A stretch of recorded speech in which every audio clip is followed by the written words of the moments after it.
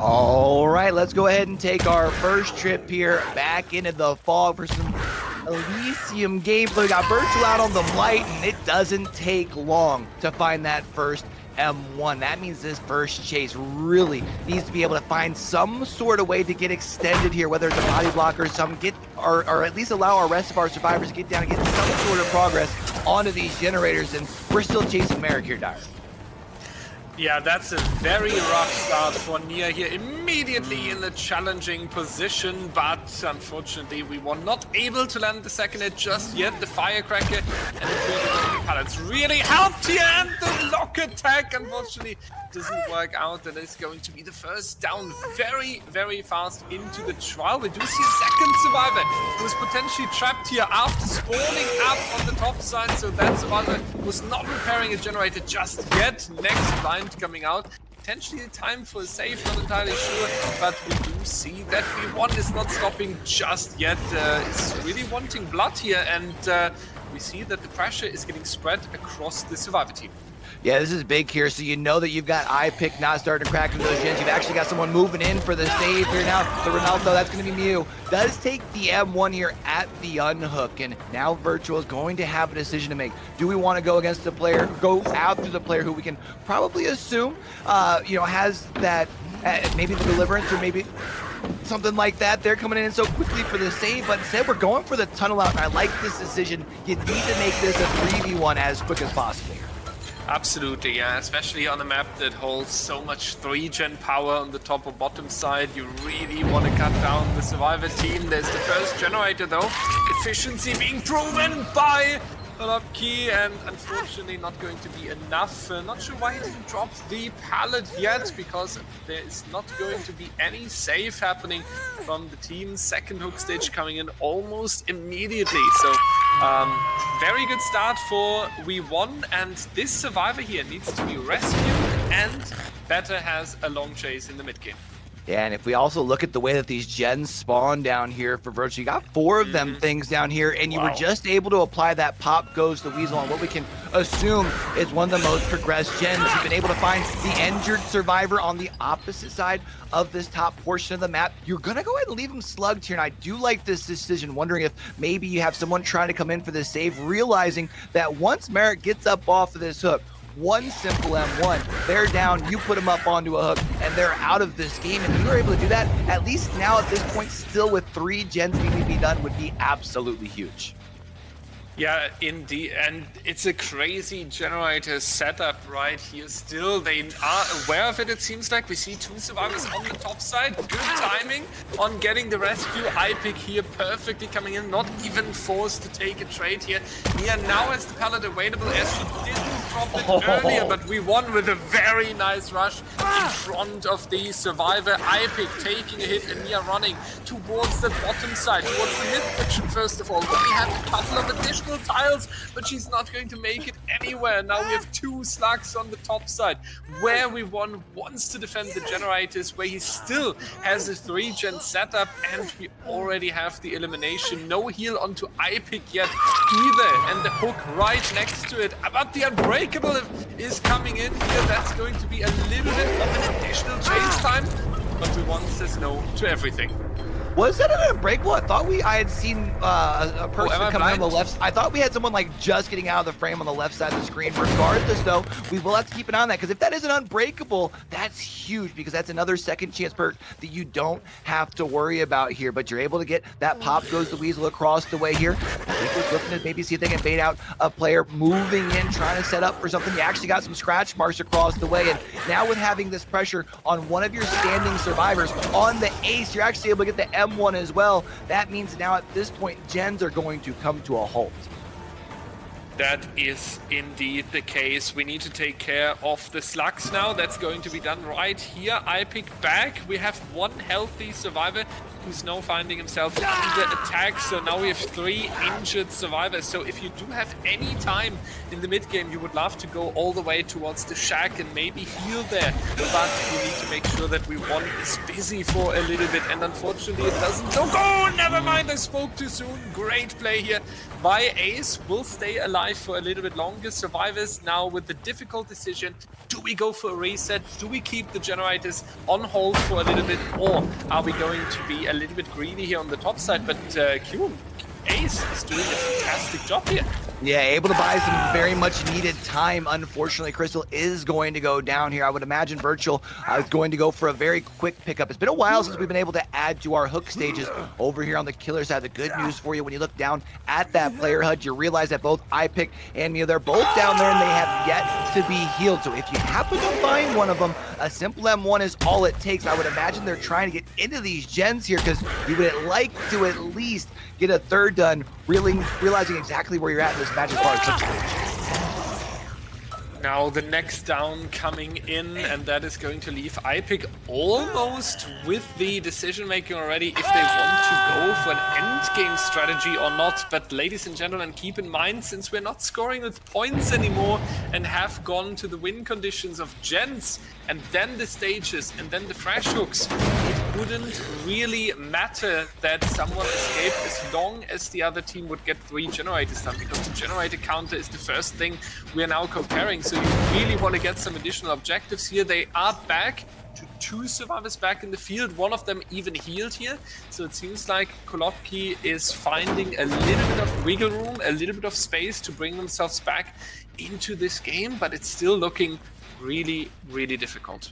Yeah, and we had seen that broken status symbol there on the Ace, so probably a second win there, which means that they did not need to have that additional time to stop and heal. They could have started working on a generator or something like that. iPiC, though, is still injured, so it might be a little bit easier to track with those grunts of pain. Of course, the pools of blood here as well. We'll see a quick check-in on our gen that's up here at Shack. No progress on that. Still have a really good setup as far as having 3 gens down here on this top side of the map, and that middle gen doesn't have too much progress either. We have been able to find a survivor. It looks like that is going to actually be our injured survivor. That's iPiC. If you can get this down here, wouldn't be surprised to see Virtual go for the slug.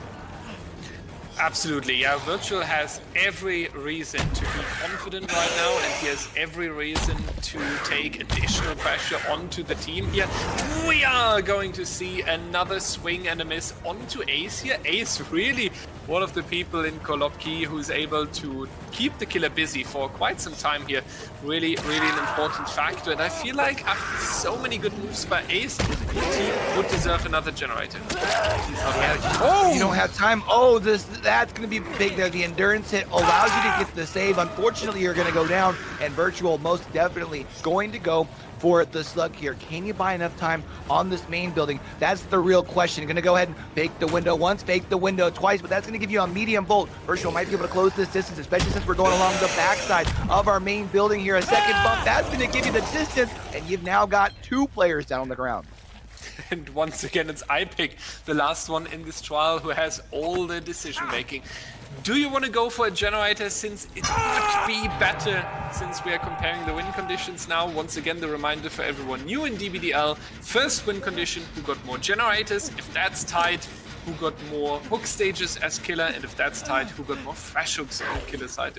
And if all 3 are tied, then we're going to replay the set. So really understandable that iPiC is simply trying to get that check generator done, but it seems like We1 just has this idea on his mind as well, that this generator is worth checking up on, and iPiC was just around, so perhaps in a locker, perhaps close by on the edge map, but We1 is really, really confident, and I doubt that he's going to let another generator go. And there we have iPiC as well, luckily able to dodge this hit here, but Q, that looks like a 4K. Yeah, it looked like that's going to be the way things play out here, in a really smart play as far as to try and get that farther generator done, right? Last time Virtual was down here was sitting at nothing, but that does mean once Virtual came down to this bottom side of the map, 1, you knew that your last survivor that you were looking for, iPiC, somewhere around the area. You also had that pop goes the weasel. So even if you happen to go back down towards the top side of the map and you hadn't found iPiC and left them laying down on the ground like we're doing right now,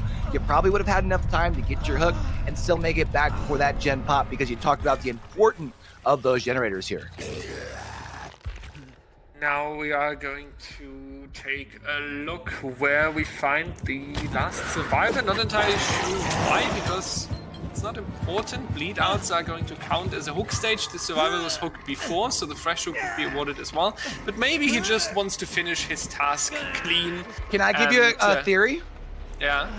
So remember that iPiC was the initial survivor who was like super set up for our original save, right? So maybe the thought process was that iPiC might be your deliverance player because we haven't seen it yet, right? So if you were to hook iPiC, then go down to secure your hook, which was a death hook, he would have been able to get deliverance and get to the hatch, but it doesn't matter. Gets out regardless here. Oh, that's big now that this survivor is escaping. That was a fresh hook, right? I believe so, right? That means that now they definitely need to get all these generators. Like, if they get 3 generators on the side of Elysium, they will be fine. But if they also get defeated on 2 generators completed, and then we compare the hook stages, and then we compare the fresh hooks, we would now talk about, what, 9 stages and 3 fresh hooks, I believe. So, yeah, we cannot allow any endgame play anymore, and I feel like there was a huge potential that Elysium could have avoided that queue. Yeah, especially because we saw that Virtua was coming through the shack, right? Versus just going around to the outside to get there. Maybe would have gotten there in time. Maybe they wouldn't. Kind of hard to say, right? You were set up as far as where your slug was on the complete opposite side. So maybe might have been close enough where they still get out. But it feels like, unfortunately, a little bit of a bad break there as far as that goes, Dyer. It's going to be tough. It's going to be really tough. So for everyone, 3 gens, then they are fine. Elysium just needs 3 generators, then they are going to take the win. But if they would also get 4K'd on 2 generators completed, just as Kolobki just faced it in that trial, then we have actually a fresh out that escaped. And countering that would not be possible. There would only be the chance for a tie in that case. So we can only hope that Elysium is getting 3 generators completed. Let's find out if they are able to do that after the break.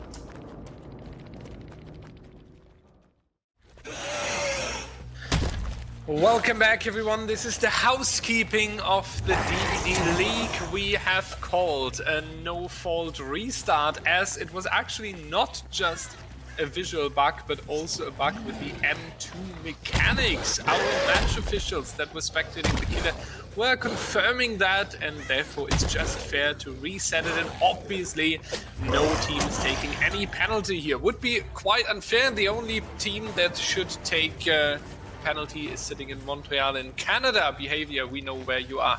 And now let's try to enjoy a nice trial here with iPiC on the killer. We talked about it last trial. The early game was not the best one for iPiC, as he wants a really quick down. Keep in mind, 3 generators would be enough for the survivor team, and it seems like he needs quite a bit this time as well. Yeah, and you can even see here, I mean, knowing that you're over in the corrupt side of the map, you can see trying to throw those pallets here with reckless abandon was Zaka. Unfortunately, it is going to take the M1 there. I think the thought process, though, is instead of burning that back pallet, try and use that speed boost to be able to get more towards the middle of the map. I feel like if our squad here from Elysium has realized this 4-gen that's on the side, Zaka's going to try and get as far as they can towards the top side of the map, which sounds kind of backwards from what we usually say, right? Because normally you want to kind of take the first chase towards your actual corrupt gen. But if you can pop that 4-gen down there, that makes the rest of your gen spread so easy with the way things are set up. There's now going to be the next tag onto V1. Might need to consider a slug here even. We do see that a survivor is already coming in, potentially going to heal Zaka. No, just trying to be around. That's going to be a hit onto a granite here. We are going back towards our down survivor, and Kexo not going to be injured, but Elysium is playing quite risky right now and needs to watch out that they are not overstepping the line and potentially handing out more injuries here. Yeah, this is going to be tough, and I love to see you get the value here from Gear Edge. You know exactly where one of your survivors is running from. You get the pop, goes the weasel on that middle gen, but iPiC realizes the same thing that the survivors do. Needs to check back in on this bottom side of the map. They need to see if they're working on that generator down there. You're going to get the sound notification. iPiC now has to make a decision. Do we protect the gen? Do we protect the hook? You need to get somebody out of the game, so you need to go back and try and get this tunnel out. There's now going to be Zaka in the same position as our previous survivor, Nia. We remember last trial facing the difficult situation of having the responsibility of going into a long chase with the Blight. That's the same now for Zaka here. He does have his jungle gem. Pallet was already sacrificed, but he is going down immediately again. That means second hook stage coming in. No generators just yet. 50% there on the shack. Not too bad. Spreading the gen pressure at the top and bottom side. Good strategy, if you ask me, if you have a 3 generator goal. Yeah, this is big here because you've already got 2 of them gens popped. You just need 1 more and you're good to go. Yeah, for iPiC here, you've got Zaka, who's almost out of this game. You've also got Virtual, who's injured, if you're able to track them down. But you've been able to see, I mean, Elysium doing a good job as far as knocking the gens out down here. The ones that are left to be completed are on the opposite side of the map, which means iPiC's in quite a tough predicament. We're going to be seeing the save coming in here. We can only assume our other 2 survivors over on that shack side of the map. Kexo going to go down. I would imagine we're going to go for the slug here, but it looks like that 3rd generator not far from popping, and there it is. Ooh, nice that hard, but unfortunately not enough. Kexo and Zaka down on the floor. We won, now injured as well, and even though you took the win now by getting that 3rd generator done, you would still like to assert some dominance, how gamers would call this, right? You would like to make sure that you're showing Kolobki, hey, we are the dominant party here in this game. We are also prepared for the 2nd set, and we are not even giving you a chance to come close to us. And right now, I feel like iPiC has everything under control. Yeah, iPiC definitely looking like, I mean, what's probably going to happen here, Dyer, is when we get to the end of this game, we'll say, hey, actually that was a pretty good result for a Blight. It's just unfortunately the way things kind of took a very big spiral out of control there in game number 1, the win condition being so tough to attain here. And it's still going to probably end up turning out good. It shows iPiC here, I feel like, to still have some confidence if they're the, I don't know if they're the one running Xeno in this next round or not, but I think the survivors still got to make sure they're on their P's and Q's. Absolutely, yeah, and we do see on the left side, we won, just got reset, so the survivors are aware that iPiC is in a very dominant position here and takes control over the gameplay, and every single reset is going to take some time and cuts the efficiency on the generators. If Granout isn't able to go for a long run, that's all what it comes down to, and right now he seems to be really confident, doesn't even need to drop this pallet and forces the killer to drop quite some of the tokens here. That will take some cooldown. Look at that, the juice here behind the shack and just going again and again. iPiC here, 2nd try. That's the 2nd bump right there, and we're not still not going for it, and there is the miss, and yo, hello, and now everything is turning. Elysium on an absolute fire performance here. Cute. Oh, and then Granout gets stunned so big. +10 wood added to the face. I don't know if you're able to make it to the shack, though. Gonna have to now find a spot to be able to get some resources, but instead you drop chase with the person with the med kit, Dyer. That's tough. Yeah, I think he was a little bit done with this chase and might not even notice that medkit. Granout definitely uploading a YouTube video later. This is how I'm playing top DBD against Kolobki, but this time iPiC is going to take revenge. What a wonderful, unexpected hit into the back of Granout here. At least there's some justice going to come down on that survivor. We do see 2 inactive survivors at the moment, 5% on 1 generator in the distance, but we have 5 hook stages so far. You already have the win in your pocket, a fresh hook with 2 minutes. So survivor team, even though it looked rough in the mid game, right now kind of vibing. Yeah, I mean, it's able to buy a lot of pressure back here. You've gotten your 4th gen done. Unfortunately, the 3 gens that are left right now pretty close together. So there is a good chance as far as for iPiC here to kind of meet with some of that resistance like you were talking about, making sure that the survivors don't build up too much momentum. Because of course, the way things are played out here, these survivors are going to be the ones that come right back out in set number 2, and they could be the ones trying to set the pace. So if you could at least take away some of the wind from their sails here, that could work into your advantage. But you at least find Kexo here, you get the first M1. They're going to try and just hold Shift W into the middle of the map, and it's going to cause iPiC to have to break chase. Now let's see what's going on here with these two on this car. We do have the hook as an additional support, and Nancy is just going for the injury here, trying to stun the killer. Wasn't quick enough on the reaction time, so that's now going to be just the reach of the shack. Firecracker has to help out, hiding behind the generator for a little bit. Seems to work as iPiC is shortly getting confused where exactly the Nancy is located. So all of our Elysium survivors here being able to add some additional time before going down. And I wonder what's happening with the last generator. We do see a little bit of progress over here, but I wouldn't be actually going for the reset, so somewhere on the top side. Yeah, I feel like right now, if I am the survivors, right, like I'm trying to play this as patient as possible. Like, even though you've already won this round here for Elysium, and just as much as iPiC is trying to take some of that momentum back, you can really have to kind of put some of that pressure down by saying, hey, we're here to play today. We're not just playing for the dub. We're here to try and have the best performance possible, which I think sets a tone heading into the Xenomorph pick where, yeah, it's still Kolobki's pick, but Elysium saying, hey, we might not even be worried about it. V1, though, going to go down the wrong side of the map. And we see once again Elysium taking these resets. They want to make sure that the work of iPiC is not going to give them any benefits here, immediately healing all the injuries. That's going to be a nice basement hook though for V1, and you said it, Q. Unfortunately, the wrong side to go down here. We do have a very tight 3-gen, we have to note that down as well here. Wouldn't be surprised if Elysium has quite some struggle with that, even though the survivors are doing a good chase performance. But you now have a main hanging in there. You do have a tight 3-gen on the bottom side, so things looking rough. Yeah, now you're at least on your side here for iPiC, starting to pull back a little bit. Sounds like you still got the terror radius here, and now you try and play the waiting game. Try and see if you can keep Nancy as close to the basement as possible. You're gonna get the M1 here on the run out as well, so you now have 2 injured survivors. Both of them worth the same amount of points here. Feel like now at this point, the survivor will see if you can go ahead and get the ace, catch him out of position here, and that's going to be another down. I don't know if you take the time to go into the basement. I feel like you just go ahead and get yourself an easy hook and get right back into the process of things, but actually looks like Grenaut going to take that option to go basement one more time.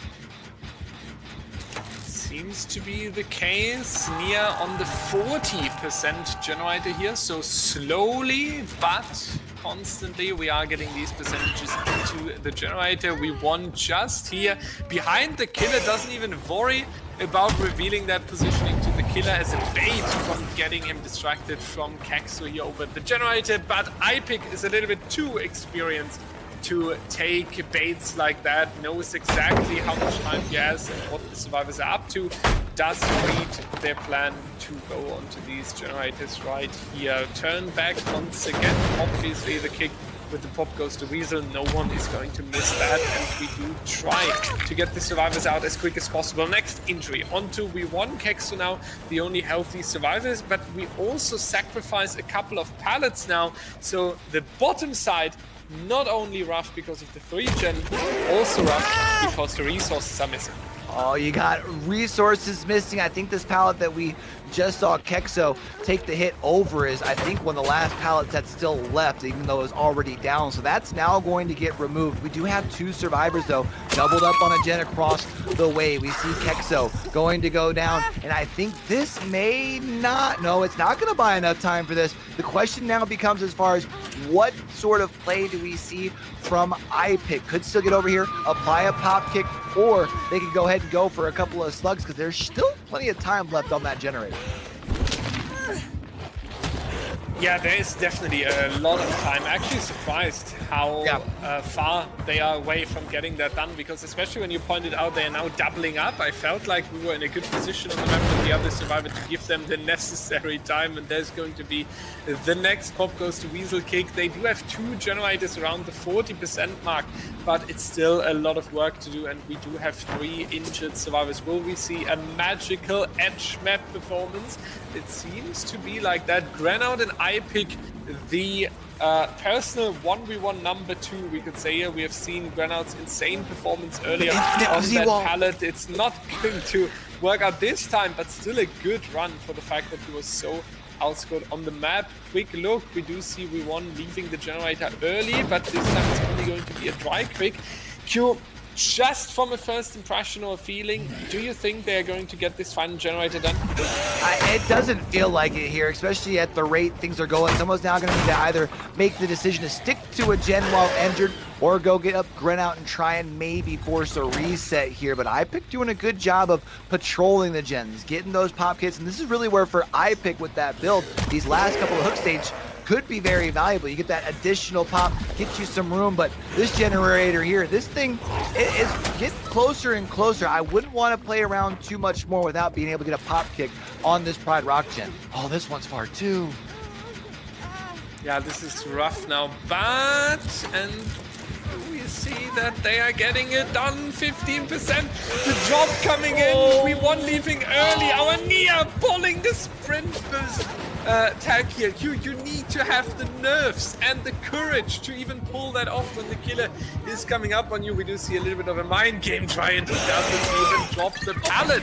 Yeah, what survivors are we watching here? That's so insane. Is We1 getting it? That's going to be the question. No, he does not. He has to leave one more time, and he is located. There are going to be the scratch marks on the edge map. Very close of getting the final generator, but Elysium, one hell of a fight, and even more impressive to me, the confidence we have seen from these survivors today. And the jukes there, faking going back, which has our Blight go ahead and try and swing and misses the unbreakable here as well from Kexo, putting additional pressure. Now you have 2 players, one on either side of your slug, so you still have to worry about the player that's on the ground. Kexo going to be able to move in here, could even potentially get a reset. We see that they do have the sparks off this gen from the regression. If you get Virtual to be able to have at least a 10-second chase here, that should buy enough time with the doubled up players to finish this 5th and final gen.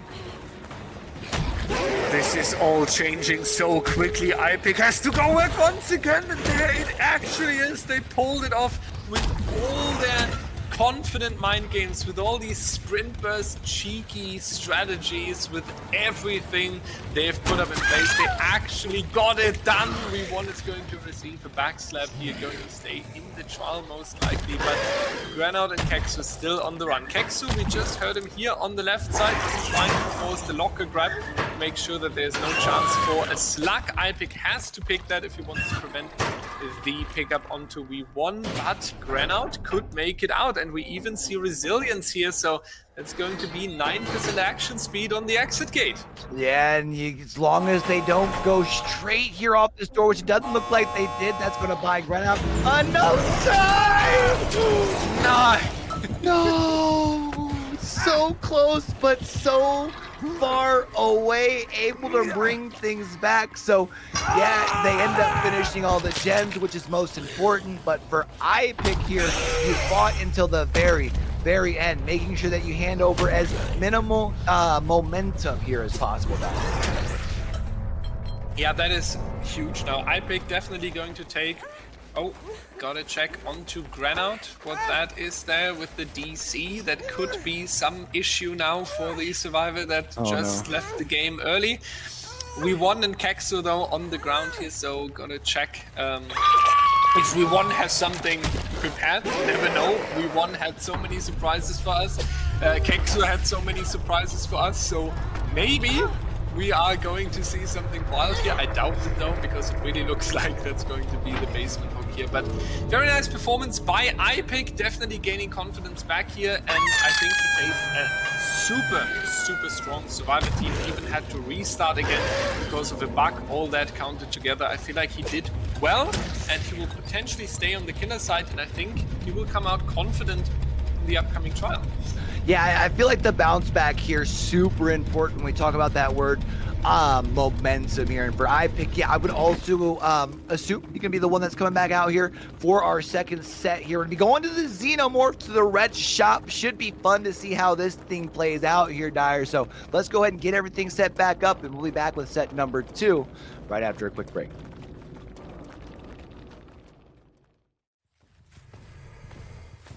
Welcome back, everyone. Second set. We are starting off with Kolobki on the killer against Elysium.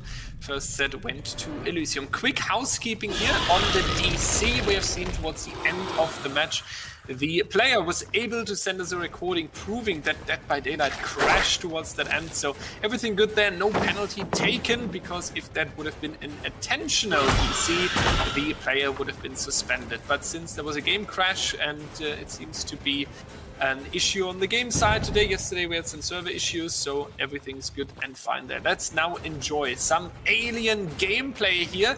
I haven't seen him too often in comp yet. I haven't even tested the killer myself yet, but interesting character, or the more interesting characters that recently joined the game, if you're asking me, Q. So, wait a minute, are you telling me that there's bugs in my Dead by Daylight? There's no way, right? Yeah, no way. That's wild. But yeah, I do like the idea of the Xenomorph here. It's one of those killers that you have to be smart as far as kind of your approach completely as a team. It's one of those killers that if you aren't able to get the complete burn with those turrets, it allows them to stay in this form where when you're able to use the tail attack, it's very suffering. It's very easy to take the M2 still over windows, still over pallets, unless you're playing it really close to the hip here. So we even saw trying to put the, one turret right outside the door to get iPiC out of the form. Unfortunately, didn't work, but this first chase, it's almost been 90 seconds, which has been plenty of time for that first gen to pop. And Elysium is just going to continue their great survival performance we've seen in the previous trial, and I think this is what this Blight endgame caused, right? That they got the final generator against the odds, that they had so many recoveries, that they had such good chases as well. All this confidence is all adding up, and before we even have it down, it's going to be 2 generators going to be completed, except if the killer switched to that survivor, but even then someone is going to take over. Yeah, there's the second generator of the trial. 2 injuries so far, but Nia is going to be safe. Also iPiC switching the target, so we might see resets and everything starts from 0, Q. Man, this Elysium team is showing some real efficiency over the course of the start of last game, and even this one here, and with some of the roster changes that, might I point out, I hadn't completely known about when I predicted for Kolobki here, but I'm going to go ahead and let that one still slide regardless.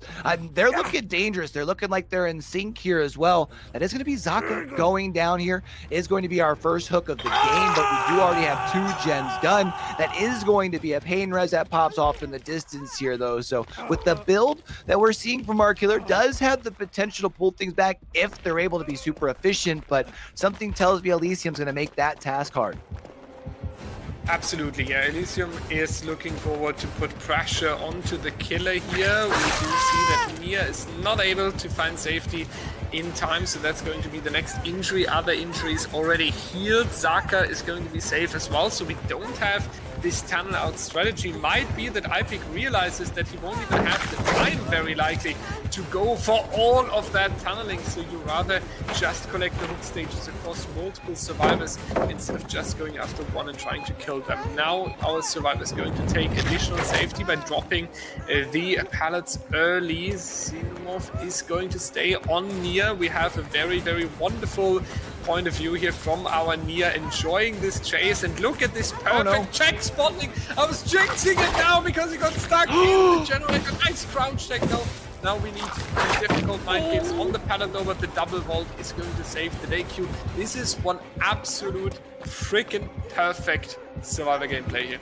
Yeah, and you know what really starts it off that I think a lot of people in chat, when I say it, I'd be like, oh yeah, sure. But when we saw where that turret was placed, it forced iPiC to have to make a decision. You either continue chase with Doc, or you get rid of the turret, which you know that if you don't get rid of the turret, then Doc's just going to continue to abuse this loop. So it allowed Doc to get further along as far as in the loop itself, getting himself more room for that check spot, which has given him so much more time to burn over here. And look at that, another miss of a tail attack. Third generator gets done, probably not too long till we see a fourth.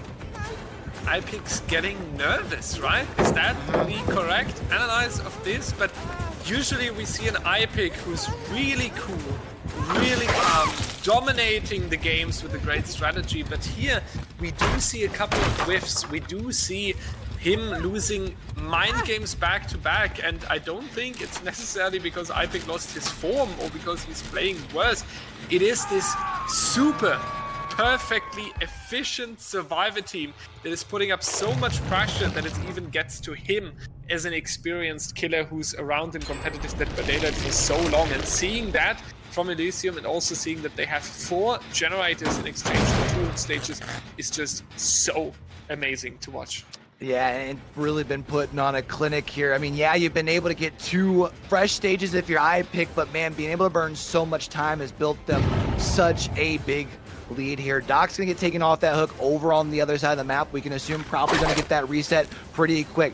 Nice job showing yourself around the pallet real quick to force that tail attack from iPiC, who does inevitably end up missing. You built some distance here, and there's gonna be generator number 5. So iPiC going to still be stuck chasing B1. B1 serving the juice over here. We can assume probably a door or 2 getting worked on as well. That's going to be a 3 out, maybe even a 4 out, Dire.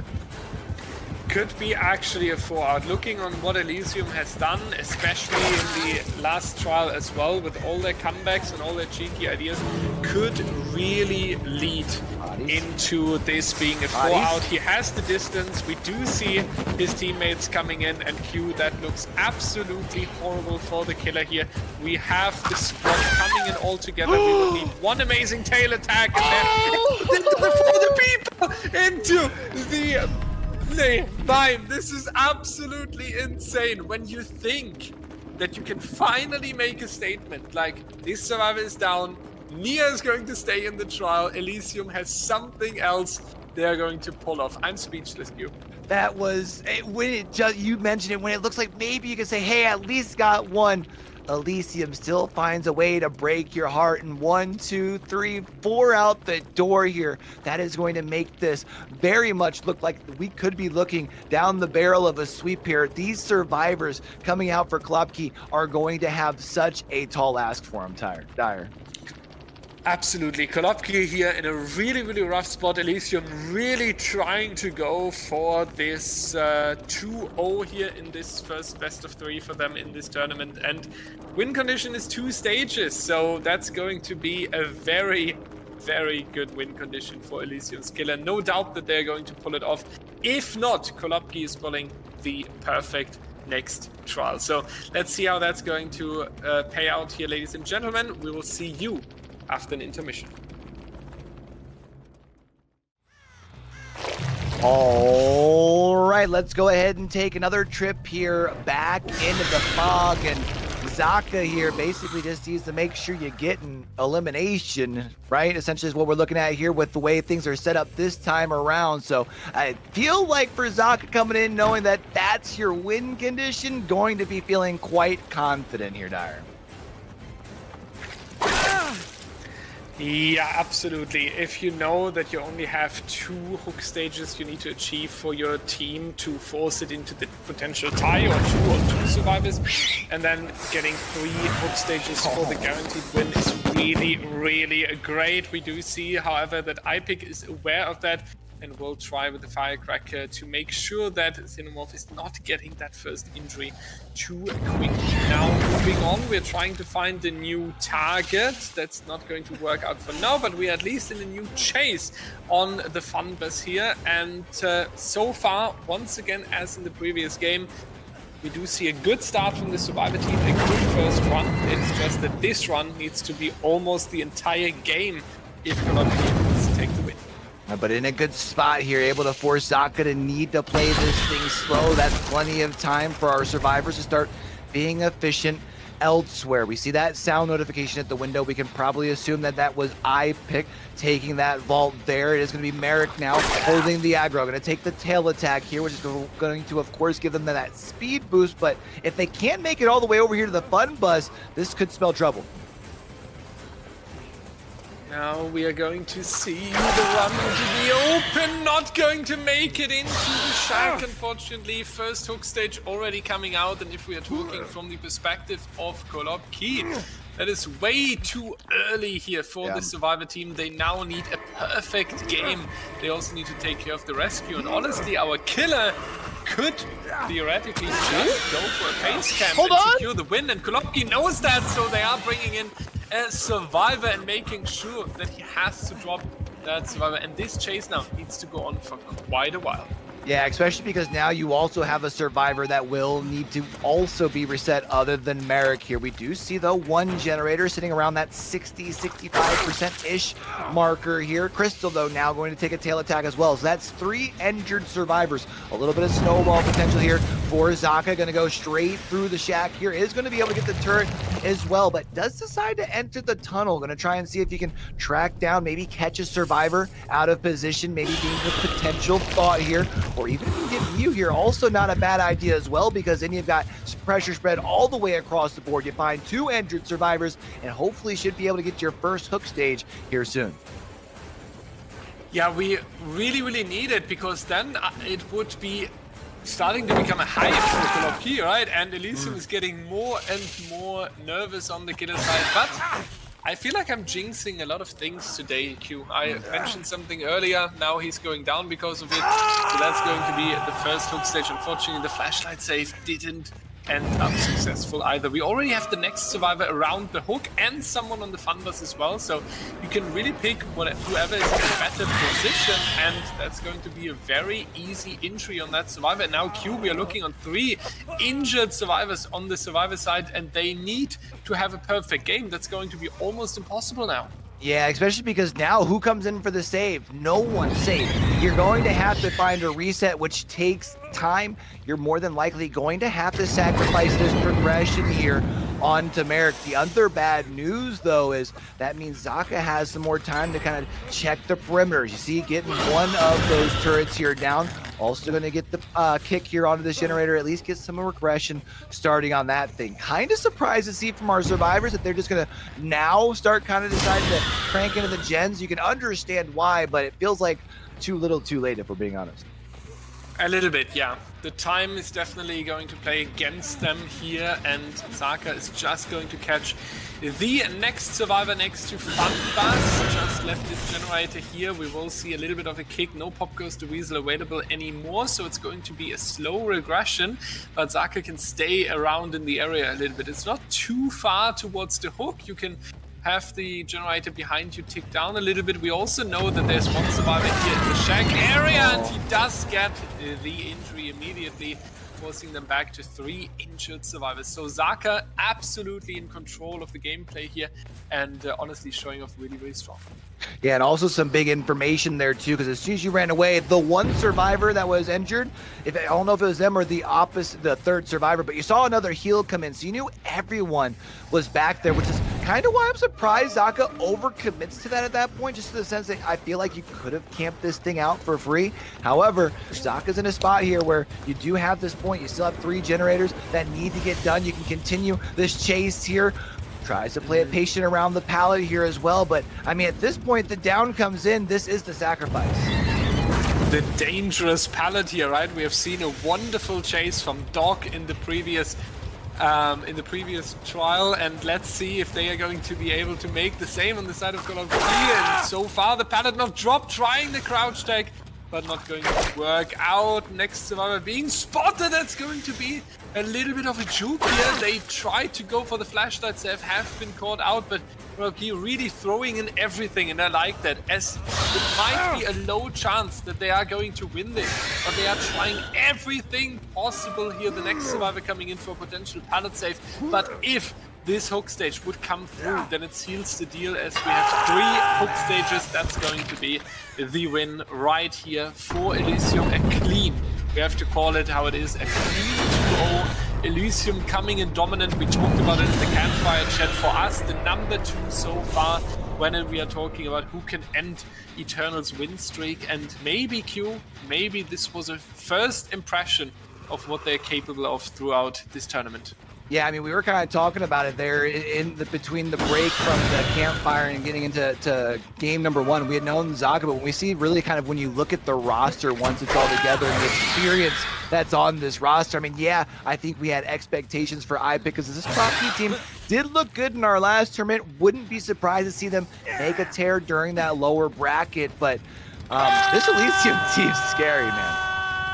Absolutely. It looks really scary, and I'm not even sure if it would be fair to say it is because they have Zaka now. Obviously, Zaka is a very, very strong killer, a very strong survivor, someone with great ideas.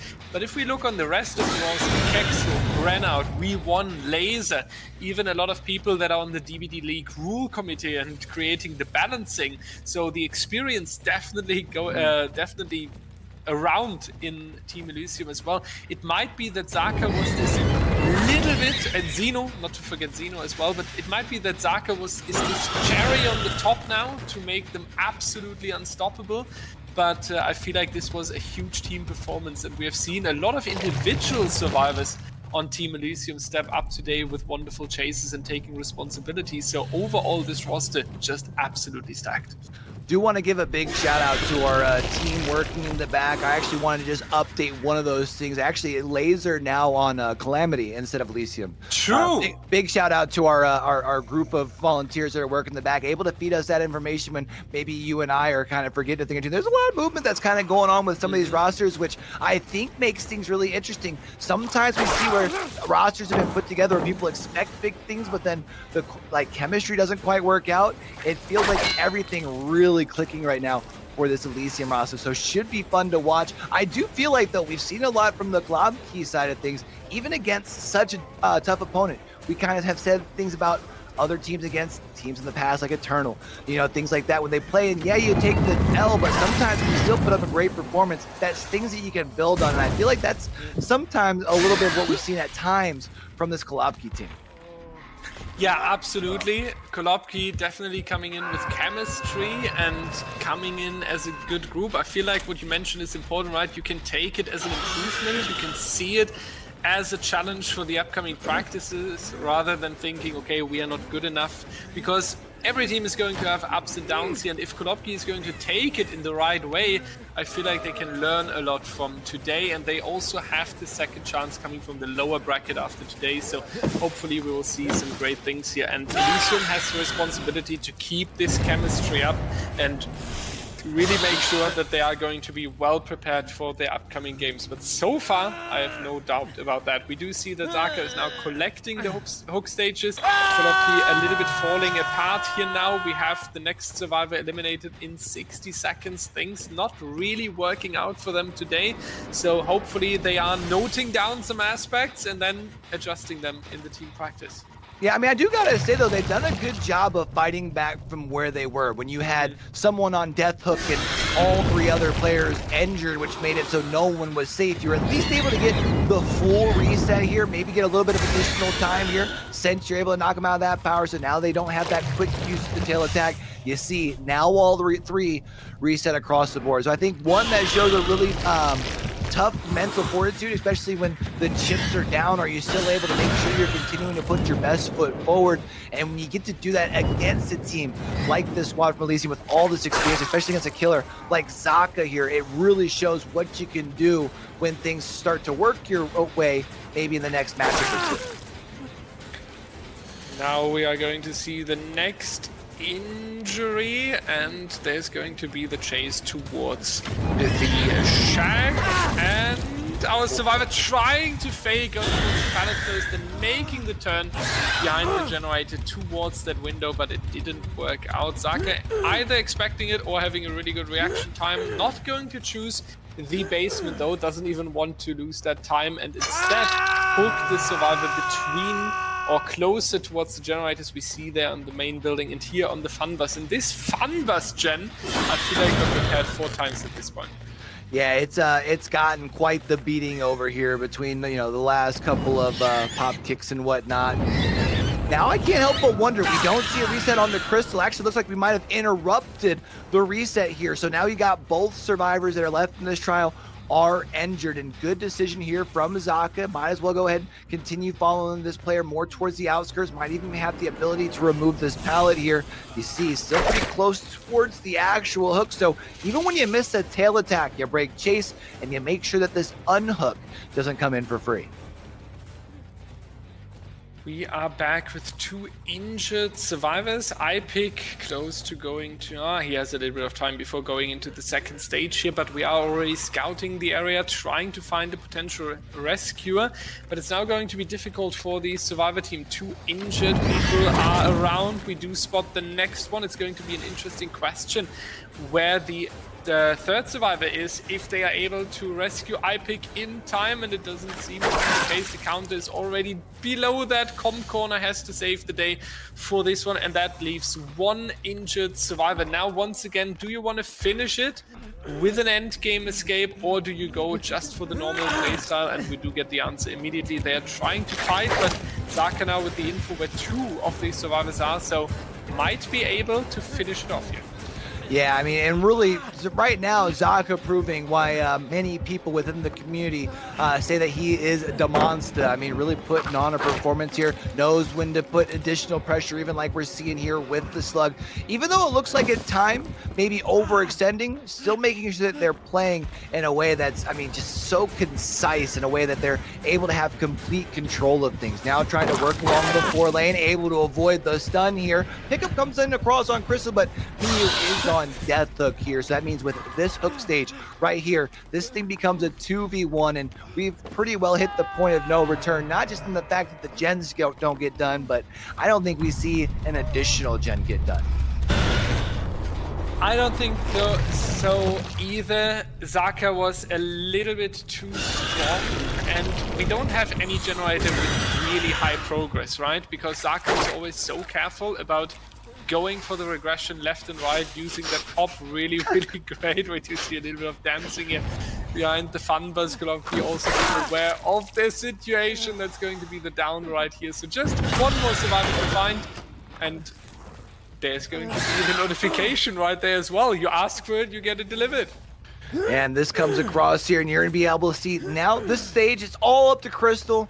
And man, I hate to continue to kind of hit on the same points, but this performance from Zaka has truly been phenomenal here. I mean, just able to knock things out of the park on both real sets here as far as on the killer side, adding this killer potential to this roster of survivors. We talked about it earlier, man, but if you're anybody who's on their side of the bracket watching this matchup, I'd make sure I'm getting my practice in. Did you play Alien so far, Q, in your matches? How would you be ready to play this killer like Zaka did? Oh, I mean, not even close to that level. I feel like one thing that we also saw in the middle was having like a good understanding of when you can kind of extend a little bit, especially when you're able to get you get a health state, but you don't slug for a complete like another down. It just shows the game sense from Zaka, which is transferable to any killer, you know? That's true, yeah. Zaka is also I would say the multi-talent when it comes to killers, right? I don't recognize any other player who can literally play everything. Like, we know Nightlight is a perfect nurse and a perfect mastermind. We know that iPiC has especially the M1 killers and so on, but Zaka really the multi-talent. A multi-talent is also our survivor here who managed to stay hidden for quite some time. And yeah, he has now been spotted by Zaka. And I think Zaka is acting like he didn't see. Yeah, that's going to be a little bit of saying goodbye to each other. Very, very nice showing between these 2 teams. Elysium, congratulations to a very clean 2-0 moving forward in the winner bracket round 2 that is being played next Sunday. And Kolobki has the chance fighting themselves back. Lower bracket being played on Saturday. So they are going to have potentially their return into the tournament later on. Ladies and gentlemen, we are perfectly on time. Thank you so much for these two teams in their great game. 8 minutes until the next best of 3.